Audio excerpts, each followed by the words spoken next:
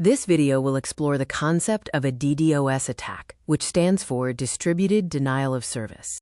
A DDoS attack is a cyber attack where a server or network is overwhelmed with massive traffic from many sources at once, causing it to slow down or crash. In normal traffic, a healthy website serves users without issue, managing requests from different users efficiently. However, a single attacker machine trying to flood a server with traffic usually isn't enough to cause an issue. The server can easily handle a limited number of malicious requests. To overcome this limitation, attackers build a botnet, a network of infected machines, also known as, quote, zombie devices. These devices are controlled by the attacker without their owner's knowledge. The attacker sends a command to their command and control, or C&C, server. This server relays the signal to the botnet to launch a simultaneous attack on a target. With thousands of bots attacking the target at once, the traffic becomes a flood, overwhelming the victim server. This massive flood of traffic causes a server overload. The server's resources, such as CPU, RAM, and bandwidth, are maxed out, leading to a system failure. As a result, legitimate users are blocked, and a denial of service is achieved. Users attempting to access the site will receive a 503 service unavailable error. The difference between DoS and DDoS is the source.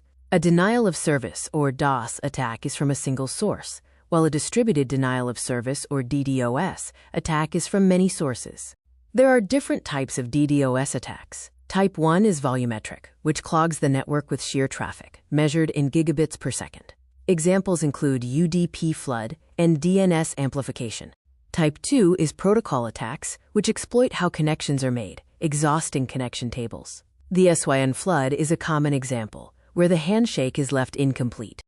Type 3 is application attacks. This traffic looks like normal user activity, but it isn't. The malicious requests bombard the server at an overwhelming rate, like with HTTP flood attacks. An analogy for a DDoS attack is a restaurant full of fake customers. They occupy every seat, preventing real customers from entering. Online, bots flood the server, locking out real users. Attackers engage in DDoS attacks for various reasons, including extortion, sabotage against competitors, hacktivism for political or ideological protest, and revenge due to personal grudges. One defense is using a content delivery network, or CDN, with a scrubbing center. This filters traffic before it reaches your server, dropping bot traffic and forwarding real users. Defense 2 is rate limiting, which caps the requests allowed from a single source. If the limit is exceeded, the source is temporarily blocked, preventing a bot from overwhelming the server. Defense 3 is detection. Traffic monitors are used to spot sudden anomalies, triggering an alert and an auto-mitigation process before serious damage can occur. To recap, a DDoS attack is a flood of fake traffic from bots targeting one victim.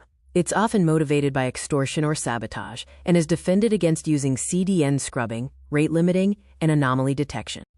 Thanks for watching. If you found this video helpful, please subscribe, and we'll see you in the next one.